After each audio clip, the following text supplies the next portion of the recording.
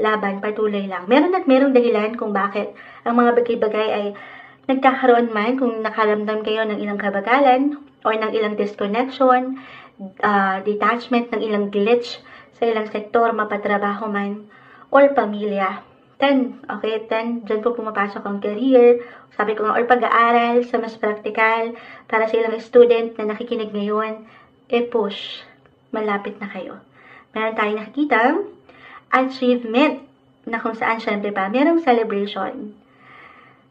Ayan, na ang ganda. Positive possibilities and opportunities rin po.